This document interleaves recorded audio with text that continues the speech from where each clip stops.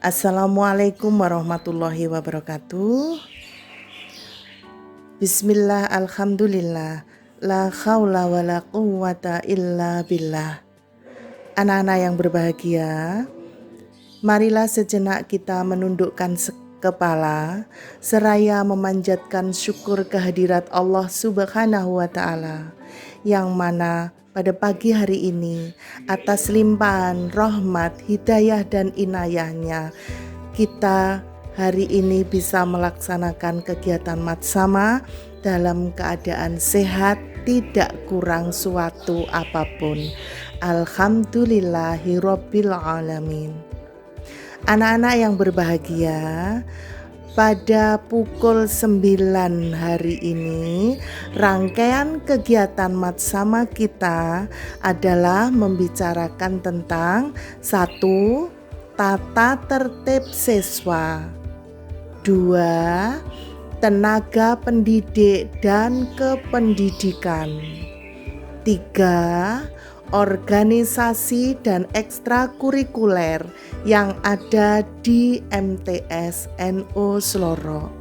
Bisa dipahami? Alhamdulillah.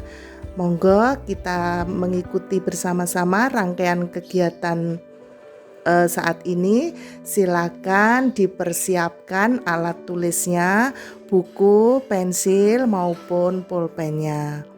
Kita ikuti ya anak-anak. Silakan. Kita mulai anak-anak. Pembahasan kita masalah tata tertib dulu. Anak-anak, yang kita bahas hari ini adalah tata tertib yang ada di MTS NU Sloro, Kecamatan Garum. Sebelum kita membahas tata tertib lebih jauh, kita harus tahu dulu apakah pengertian tata tertib itu. Menurut Kamus Besar Bahasa Indonesia edisi ketiga tahun 2007, tata tertib itu berasal dari 2 kata, yaitu tata dan kata tertib.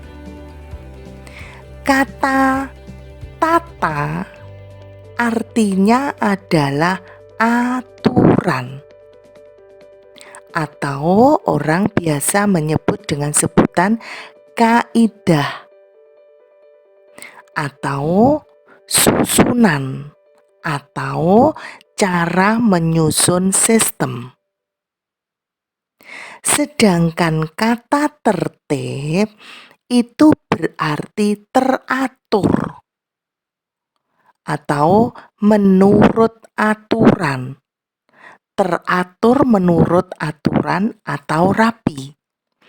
Jadi kalau kita gabung, tata tertib artinya peraturan-peraturan yang harus ditaati atau dilaksanakan supaya menimbulkan kedisiplinan.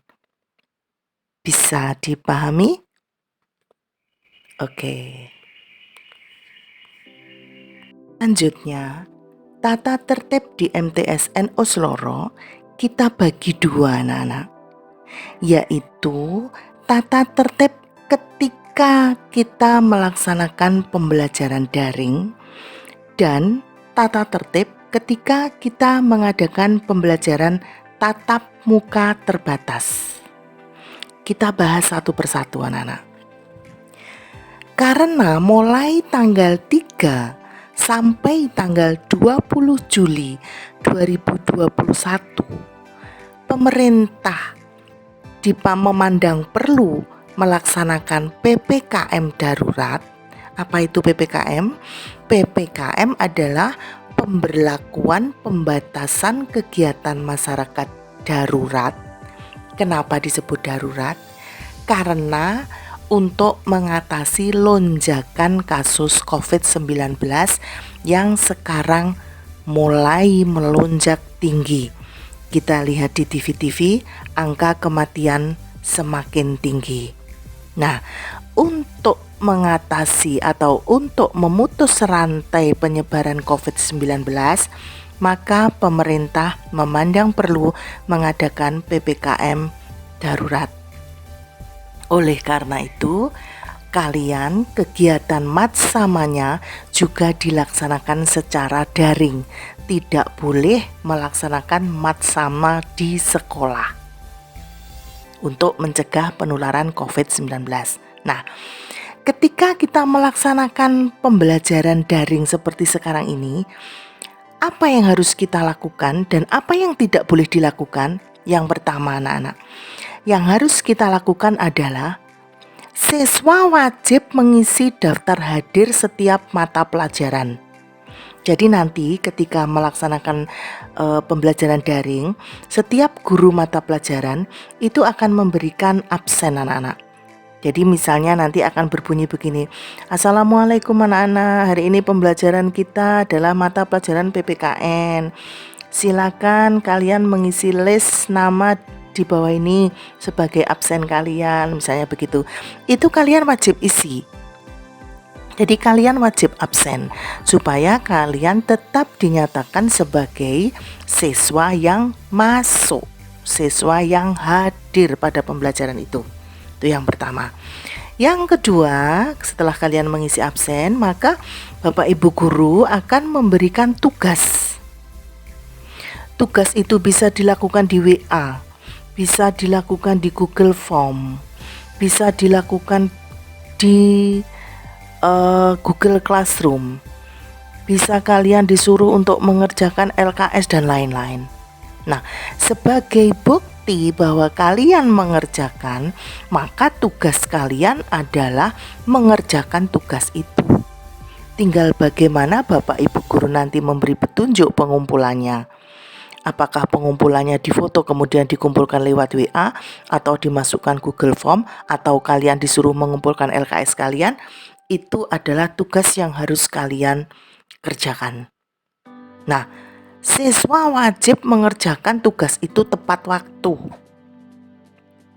Kalau Bapak Ibu guru mengatakan tugas harus selesai sampai jam 9 malam, maka terakhir kalian harus mengumpulkan sampai jam 9 malam hari itu. Jangan sampai mengolor-olor waktu, karena itu akan merugikan kalian sendiri. Jangan sampai tugas hari ini kamu mengumpulkannya besok lusa. Nah, nanti akan tugasmu akan menumpuk-numpuk. Karena apa? Karena kalian sudah tidak mengerjakan tepat waktu itu tadi.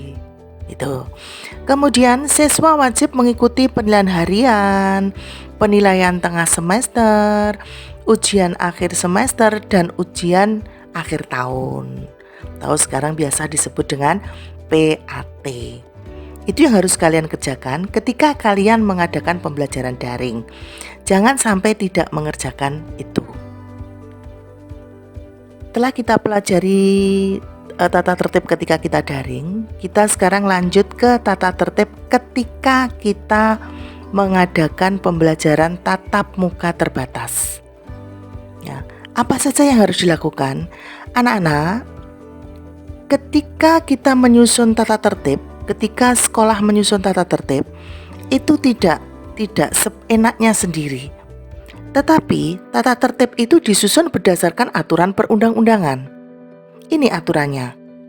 Yang pertama adalah Undang-Undang Nomor 20 Tahun 2003 tentang Sisdiknas, Sistem Pendidikan Nasional. Yang kedua, Undang-Undang Nomor 32 Tahun 2004 tentang Pemerintah Daerah. Yang ketiga, Peraturan Pemerintah Nomor 28 Tahun 1990 yang diubah menjadi PP Nomor 55 Tahun 98 tentang Pendidikan Dasar. Yang keempat, PP Nomor 25 Tahun 2000 tentang otonomi. Yang kelima adalah PP Nomor 82 Tahun 2015 tentang larangan tindak kekerasan pada anak. Kemudian untuk apa toh sekolah itu membuat tata tertib? Tujuan sekolah membuat tata tertib yang pertama yaitu untuk menciptakan suasana yang tertib dan kondusif ketika kita melaksanakan proses belajar mengajar demi lancarnya pendidikan yang ada di sekolah. Kalau tidak ada tata tertib, nanti PBM-nya akan terganggu. Misalnya kalian akan mengganggu PBM dengan mencolek-colek temanmu atau bagaimana. Kalau ada tata tertib, maka kalian tidak akan melakukan itu. Yang kedua, sebagai pedoman sekolah untuk membuat keputusan terhadap pelanggaran siswa dan dapat dijadikan salah satu komponen kriteria kenaikan kelas dan juga kelulusan. Misalnya, pedoman sekolah mengatakan bahwa anak boleh naik kelas apabila memenuhi absen 80%, misalnya begitu. Kalau jumlah hari masuknya 100, kalian masuk 80%, kalian insya Allah naik kelas. Tapi kalau kalian masuknya hanya 50%, berarti kalian tidak naik kelas. Misalnya seperti itu. Yang ketiga, untuk mewujudkan tercapainya program sekolah. Yang keempat, mengikat dan berlaku untuk semua siswa MTS NU Sloro. Tidak terkecuali, jadi tata tertib itu berlaku untuk semua siswa. Di dalam tata tertib akan diatur tentang kewajiban dan hak siswa. Apa saja kewajiban siswa? Kewajiban siswa diantaranya menghormati, mematuhi, dan menjaga nama baik kepala sekolah, guru, karyawan-karyawati MTS NU Sloro. Yang kedua, menjaga nama baik sekolah. Yang ketiga, ikut bertanggung jawab terwujudnya sekolah sebagai wawasan wiyata Mandala. 4. Mengikuti pelajaran dengan tertib, minimal 80% kehadiran kecuali ada surat keterangan yang dapat dipertanggungjawabkan. Pahami itu. Jadi kalian masuk minimal 80% kehadiran. 5. Mengikuti kegiatan ekstrakurikuler wajib dan ekstrakurikuler pilihan. Nanti akan dijelaskan ekstrakurikulernya wajib apa, ekstrakurikuler pilihannya apa. 6. Melaksanakan tugas yang diberikan guru berkaitan dengan PBM.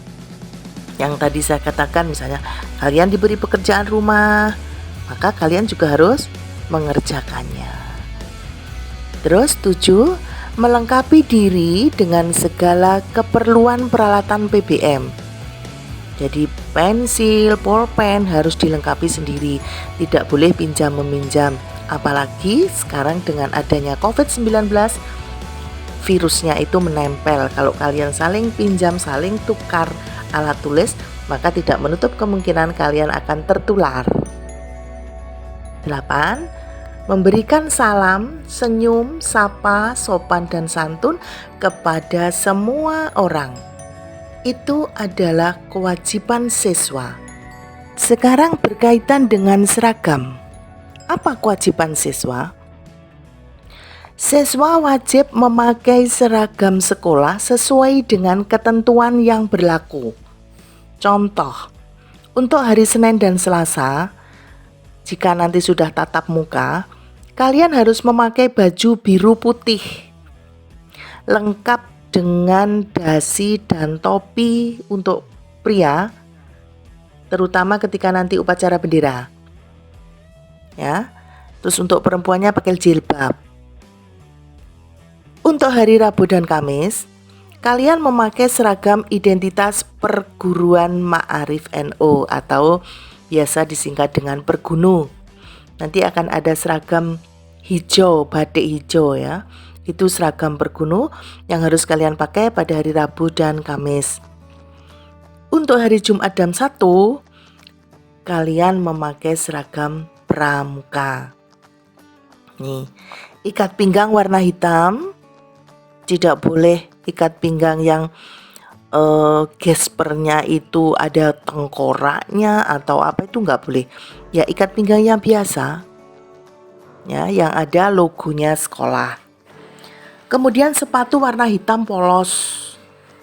Tidak boleh ada strip-strip putih atau merah atau apapun, tidak boleh. Sepatu hitam polos. Kaos kaki warna putih untuk hari Senin sampai Kamis, sedangkan kaos kaki warna hitam itu untuk hari Jumat dan Sabtu. Memakai nama, bed, dan lokasi sekolah. Kemudian untuk nomor 8 tadi sudah saya sebut ya, ketika upacara anak laki-laki berkewajiban untuk memakai peci sekolah warna biru putih lengkap dengan dasinya. Itu salah satu kewajiban siswa. Sekarang kita menginjak kepada hak siswa. Sebagai seorang siswa, kalian juga punya hak terhadap sekolah ini. Hak kalian apa? 1. Siswa berhak mengikuti pelajaran selama siswa tersebut tidak melanggar tata tertib. Ya, jadi kalian ketika mengikuti pelajaran, kalian harus benar-benar serius, tidak boleh melanggar tata tertib. Jadi kalian tidak boleh mengganggu atau membuat kegaduhan kelas, supaya tidak dikeluarkan dari kelas tersebut. 2. Siswa berhak mengikuti evaluasi belajar yang dilaksanakan secara terencana dan berkelanjutan guna pengambilan keputusan. 3. Siswa berhak memperoleh kesempatan untuk mengembangkan diri sesuai dengan minat, bakat, dan kemampuan. Lanjutnya, nomor 4, siswa berhak memperoleh layanan bimbingan konseling. Nanti kita akan punya guru BP atau guru BK yang siap untuk membimbing kalian. 5. Siswa berhak mendapatkan perlindungan hukum jika jiwanya terancam. Misalnya kalian mendapat ancaman dari seseorang, itu kalian berhak menerima perlindungan hukum. Misalnya dari pihak sekolah melaporkan kepada pihak kepolisian, misalnya seperti itu, supaya melindungi kalian. Kemudian 6, siswa berhak memilih buku-buku perpustakaan dan mengembalikannya sesuai ketentuan yang ditetapkan. 7. Siswa berhak mendapat perlakuan yang sama dengan siswa yang lain selama tidak melanggar tata tertib. 8. Siswa berhak memilih dan dipilih menjadi pengurus kelas, komisariat sesuai peraturan yang berlaku. Komisariat itu kalau di SMP namanya OSIS, kalau di MTS namanya komisariat. Sekarang menginjak kepada hal masuk siswa. Anak-anak, di MTS NU Sloro ini ada pembiasaan sholat duha sebelum pelajaran dimulai. Nah, sehingga siswa itu wajib hadir di sekolah 30 menit atau 20 menit sebelum pelajaran dimulai. Karena 20 menit sebelumnya atau 30 menit sebelum pelajaran dimulai, kalian akan dibimbing oleh Bapak Ibu Guru Piket untuk melaksanakan sholat duha berjamaah, dilanjutkan dengan pembiasaan membaca Quran surat Waqiah. Yang kedua, siswa yang datang terlambat harus lapor pada guru piket dan meminta izin untuk masuk kelas. Tidak belenes langsung masuk, tidak boleh. Harus izin dulu pada guru piket. 3. Siswa yang absen diperbolehkan jika sakit. Jadi siswa yang sakit itu tidak boleh masuk kelas atau diperbolehkan di rumah, atau memang kalian ada kepentingan lain, namun harus ada surat keterangan resmi. Misalnya orang tua kalian datang ke sekolah untuk meminta izin bahwa kalian sakit atau kalian ada kepentingan yang lain. 4. Siswa harus mengikuti pelajaran dari jam pertama sampai jam terakhir. Tidak boleh bolos di tengah-tengah jam, kecuali bagi siswa yang berhalangan atau ada kepentingan yang dapat dipertanggungjawabkan setelah mendapat izin dari guru piket atau guru pengajar. 5. Siswa yang meninggalkan pelajaran sebelum pelajaran berakhir harus ada permintaan izin dari guru pengajar, guru piket, atau wali kelas. Bisa dipahami ya anak-anak?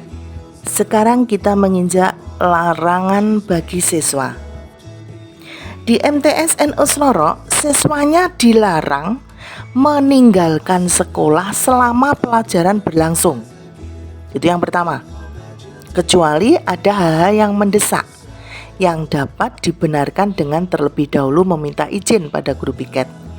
Misalnya ada keluarganya yang meninggal atau bagaimana, itu boleh diperbolehkan untuk meninggalkan sekolah namun setelah mendapat izin. 2. Siswa dilarang mengganggu jalannya pelajaran. Misalnya siswa laki-laki jahili siswa perempuan, akhirnya PBM-nya terganggu, itu nggak boleh. Ketiga, siswa dilarang keluar kelas pada saat jam pelajaran sedang berlangsung kecuali istirahat. Jadi kalian kalau mau ke kamar mandi atau bagaimana, tunggu awal pelajaran itu kalian ke kamar mandi dulu, setelah itu langsung masuk. Nanti boleh ke kamar mandi lagi ketika istirahat, kecuali kalau memang mendesak. Ya, itu. 4. Siswa dilarang makan dan minum pada saat proses belajar mengajar berlangsung. Jadi ketika kalian diajar bu guru PPKN, kalian nyambi ngemut permen, nah itu nggak boleh. Ya, nanti ngemut permennya nanti ketika kita istirahat. 5. Siswa dilarang menerima surat, telepon, tamu di sekolah yang dapat mengganggu kegiatan proses belajar mengajar. 6. Siswa dilarang membawa ponsel ke sekolah kecuali ada izin dari guru piket atau guru pengajar atau wali kelas. 7. Siswa dilarang main bola plastik atau kulit di dalam kelas. Jadi kalian nggak boleh ketika misalnya ada jam kosong kemudian kalian bermain bola di dalam kelas, nggak boleh, main bolanya di luar kelas. Ya. 8. Siswa dilarang membawa selain buku pelajaran. Misalnya kalian bawa komik, apalagi buku porno, itu nggak boleh. Kalian ke sekolah hanya boleh membawa buku pelajaran saja. 9. Siswa dilarang tidak masuk tanpa izin. 10. Siswa dilarang melakukan tindakan yang tidak sesuai dengan norma sekolah dan norma di masyarakat. 11. Siswa dilarang membawa senjata tajam, narkoba atau sejenisnya, buku porno atau sejenisnya.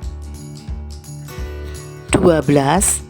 Siswa dilarang melakukan tindakan asusila dan tindakan kriminal di dalam maupun di luar sekolah. Jadi kalian tidak boleh melakukan tindakan kriminal baik di dalam maupun di luar sekolah. Kriminal itu adalah tindakan yang melanggar hukum. Misalnya kalian malak ya, istilahnya memalak temannya, minta uang setiap hari begitu. Itu namanya tindakan kriminal. 13. Siswa dilarang merusak fasilitas sekolah. Itu tadi adalah larangan-larangan bagi siswa. Setelah kita mengetahui kewajiban apa yang harus dilakukan oleh siswa MTSN Usloro, kemudian hak apa yang harus diperoleh oleh siswa MTSN Usloro, larangan-larangannya, kemudian kita sekarang menginjak sanksi anak-anak. Anak-anak, ketika kita melanggar suatu tata tertib, apakah pelanggaran ringan, sedang, atau berat, sanksi yang harus kalian terima yang pertama adalah kalian akan diberi nasihat atau teguran guru, baik guru pembimbing ataupun wali kelas. Itu sanksi yang pertama. Sanksi yang kedua, kalian kalau sudah diberi nasihat oleh guru atau wali kelas tidak mempan, maka kalian akan mendapat teguran langsung dari kepala sekolah. Dan ini sifatnya lebih keras. Yang ketiga, peringatan pertama dari sekolah dan panggilan wali siswa. Jadi peringatan pertama ini disertai oleh panggilan untuk orang tua kalian. Ya, biar orang tua kalian tahu pelanggaran apa yang kalian lakukan di sekolah. 4. Peringatan kedua dari sekolah dan panggilan wali siswa lagi. Dan kelima adalah peringatan ketiga dari sekolah dan wali siswa serta siswa disuruh membuat surat pernyataan kesanggupan merubah sikap yang ditandatangani oleh orang tua atau wali dan kepala sekolah. Demikian tadi anak-anak, sanksi-sanksi yang harus diterima apabila siswa melanggar tata tertib. Sampai di sini ada pertanyaan? Kalau tidak ada pertanyaan, untuk penyampaian tata tertib cukup. Ini saya lanjutkan ke materi berikutnya. Materi berikutnya adalah struktur pendidik dan tenaga kependidikan. Anak-anak perlu kalian ketahui bahwa MTSN Usloro ini dikepalai oleh seorang bapak yang bernama Bapak Sahebi SPD. Itu yang memegang jabatan sebagai kepala sekolah. Kemudian wakilnya untuk MTSN Usloro, wakil kepala sekolah ini ada 4. Yang pertama, wakil kepala yang membawai bidang kurikulum itu dipegang oleh Ibu Laili Hidayatus Solihah SPD. Ini yang mengatur tentang jadwal pelajaran, mengatur tentang kegiatan yang berkaitan dengan pembelajaran, ini Bu Laili. Kemudian wakil kepala bidang humas itu dipegang oleh Bapak Bahrul Ulum SAG. Ini Waka Humas. Kemudian untuk kesiswaannya dipegang oleh Ibu Nani Sugiyarti SPD. Sedangkan wakil kepala bidang sarana prasarana dipegang oleh Bapak Muhammad Hasan. Berikut nama-nama wali kelas MTSN Usloro. Pada tahun pelajaran 2021-2022 ini, kelas MTSN Usloro ini dibagi menjadi 5, yaitu kelas 7A yang nanti akan dipegang oleh seorang Ibu Yuni Astuti SPD sebagai wali kelas kalian jika kalian nanti pembagian kelas berada di kelas 7A. Sedangkan nama wali kelas 7B adalah Bapak Bahrul Ulum. Kelas 8A itu dipegang oleh Ibu Eka Wulandari. Kelas 8B itu nama wali kelasnya adalah Ibu Tika Lutfiana. Sedangkan kelas 9 itu nama wali kelasnya adalah Ibu Lutfia Yuliatin. Untuk kelas 9 karena jumlah siswanya hanya 25, maka itu menjadi satu kelas dan dipegang oleh Bu Lutfia Yuliatin. Saya lanjutkan, kita sampai ke nama pendidik dan tenaga kependidikan. Kalau dulu istilahnya namanya nama guru dan TU. Semua guru dan karyawan MTSN Usloro itu berjumlah 16 orang. 16 orang itu terdiri dari 1. Ibu Laili Hidayatus Solihah.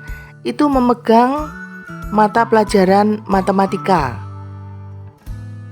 Kemudian Ibu Nani Sugiyarti memegang mata pelajaran PPKN. 3. Ibu Arif Satul Hikmah itu memegang mata pelajaran matematika dan prakarya. 4. Bapak Kepala Sekolah kita yaitu Bapak Sahibi memegang mata pelajaran matematika dan IPA. 5. Ibu Yuniastuti memegang mata pelajaran IPS. 6. Bapak Kiai Haji Mahmud Yunus itu memegang pelajaran bahasa Arab untuk kelas 9. 7. Bapak Ari itu memegang mata pelajaran Penjaskes. 8. Ibu Lutfia Zuliatin memegang mata pelajaran Al-Quran Hadis. 9. Ibu Eka Wulandari memegang mata pelajaran Bahasa Indonesia. 10. Ibu Siti Khalifah memegang mata pelajaran Bahasa Inggris. 11. Ibu Nindya Qoriatul itu memegang mata pelajaran IPA. 12. Ibu Tika Lutfiana memegang mata pelajaran Bahasa Arab dan Akidah Akhlak. 13.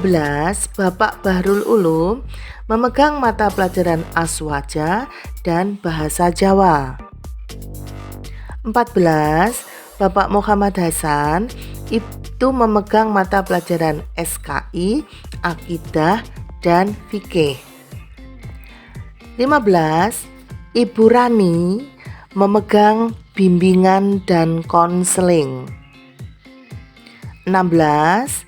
Ibu Solati itu bertindak sebagai TU dan bendahara. Itu tadi adalah tenaga pendidik dan kependidikan yang ada di MTS NU Sloro. Kita lanjutkan sekarang organisasi sekolah. Anak-anak, organisasi yang ada di MTS NU Sloro itu kalau dulu namanya OSIS. Pada tahun 2021 ini OSIS akan dirubah menjadi Komisariat IPNU IPPNU. IPNU itu apa? IPNU adalah Ikatan Pelajar Nahdlatul Ulama untuk pria. Sedangkan IPPNU adalah Ikatan Pelajar Putri Nahdlatul Ulama untuk siswa perempuan. Ini akan dibentuk sekitar bulan akhir 2021 sambil menunggu berlalunya COVID-19. Ekstrakurikuler apa saja yang ada di MTS NU Sloro? Di sini kita ada ekstrakurikuler 2, yaitu ekstrakurikuler yang pertama adalah yang wajib diikuti oleh semua siswa, yaitu ekstrakurikuler pramuka. Jadi pramuka adalah ekstrakurikuler wajib yang harus diikuti oleh siswa sesuai dengan kurikulum 2013. Kemudian yang kedua adalah ekstrakurikuler pilihan. Di MTS NU Sloro, ekstrakurikuler pilihan ini kita ada 3 ekstrakurikuler. Yang pertama adalah drum band Gemanada. Yang kedua adalah rebana atau sholawatan itu. Kemudian yang ketiga qiraatil Quran, yaitu baca Al-Quran lagu ya. Itu ekstrakurikuler yang ada di MTS NU Sloro. Saya kira itu anak-anak penjelasan kita masalah tata tertib, tenaga pendidik dan kependidikan. Kemudian sudah kita lanjutkan ekstrakurikuler dan organisasi yang ada di MTS NU Sloro. Apabila ada yang belum mengerti, bisa ditanyakan lewat grup WhatsApp yang sudah kita bentuk ya nak ya. Boleh bertanya. Oke? Untuk mengetahui apakah kalian sudah paham atau belum tentang tata tertib, mohon kalian jawab pertanyaan yang ada di bawah ini. Namun jawaban pertanyaan ini sesuai dengan pendapatmu. Bukan pendapat Bu Nani, bukan pendapat teori tadi. Setelah kalian mempelajari teori yang sudah saya berikan, maka silakan kalian jawab pertanyaan di bawah ini. Pertanyaan yang pertama, jelaskan sanksi apakah yang pantas diberikan kepada siswa jika mengganggu proses belajar mengajar. Yang pantas diberikan menurut pendapatmu. 2. Jelaskan sanksi apakah yang pantas diberikan pada siswa jika melakukan perusahaan terhadap fasilitas sekolah. 3. Jelaskan sanksi apakah yang pantas diberikan pada siswa jika melakukan tindakan kriminal di sekolah maupun di luar sekolah. Terakhir, 4. Jelaskan sanksi apakah yang pantas diberikan pada siswa jika tidak pernah mengerjakan tugas yang diberikan guru, baik pada pembelajaran tatap muka maupun pembelajaran daring. Itu pertanyaan tersebut kalian harus menjawab sesuai dengan pendapat kalian. Jika sudah selesai mengerjakan, maka kalian bisa memfoto pekerjaanmu ditulis di kertas ya nak ya. Setelah selesai, maka pekerjaan itu difoto dan dikirim ke WA saya pribadi. Begitu ya. Anak-anak, jangan lupa tugas yang saya berikan kepada kalian tadi difoto. Setelah selesai kalian mengerjakan, maka difoto, kirimkan ke WA pribadi saya, nggih. Jangan lupa saya tunggu maksimal pukul 10 sesuai dengan jadwal yang ada. Jangan molor-molor nggih, supaya tidak tumpang tindih. Begitu ya anak-anak.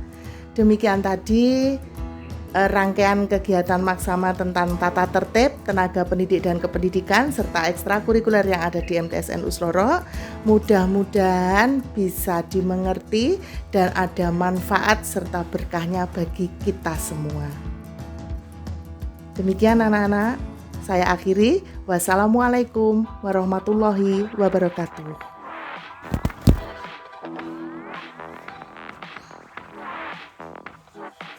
Salam sehat anak-anak.